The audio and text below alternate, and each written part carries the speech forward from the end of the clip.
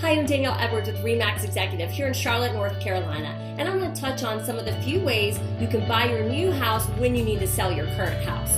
The first and most obvious would be is you buy a house, move out, and then sell yours. But you're going to need to have that 20% down come from someplace. So you can talk to your local trusted lender about doing some sort of creative bridge loan. You can pull a home equity line out on your current home. But I really would not recommend doing that unless you talk to a realtor who really can give you some good market data and statistics on how quickly your home would sell. Right now we're in a seller's market, but that does not mean every home is going to sell in a day. There are certain homes that are obviously in more demand than others, so that's why you should talk to a realtor. The second would be, again, if it makes financial sense, you could rent out your current home and now you're becoming a landlord and you're building that wealth and you're getting the rent to pay the mortgage on home number one while you move on to home number two.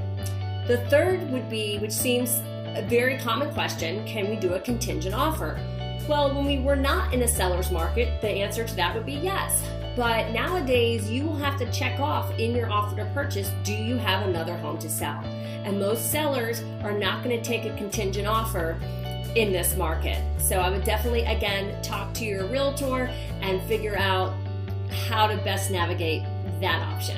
The fourth, which is something I've personally done twice and I love doing, is called a seller possession after closing. And what this is, you get your home all ready to show, you put it on the market, and you're pretty much waiting for that buyer who is in more of a flexible situation and will give you an additional 60 days after closing to stay in your home, and you can negotiate a rent for that.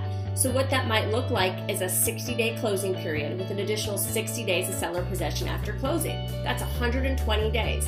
And hopefully you will find something you want to buy in that time period. And of course you can, you find the buyer that's going to be flexible. So if you need to move that time frame up, you can. I've done this many times and it always works. Just because you put your home on the market does not mean you have to sell it.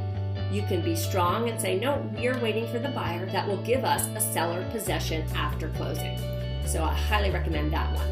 And the fifth and most powerful one would be, if you can do it, sell your home and then you move into temporary housing, you stay at a family member's house, you put your stuff in storage, and that's just going to give you much more leverage to then compete in multiple offers and really just take your time finding the house.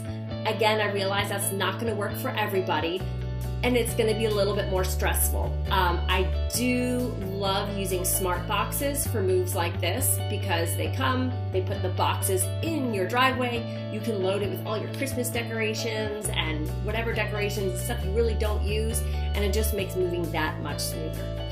So if you're looking to buy or sell your house and you need someone to be your captain, your navigator, to walk you through this, I'm more than happy to answer any questions you might have and find a creative way to get this done. Have a great day.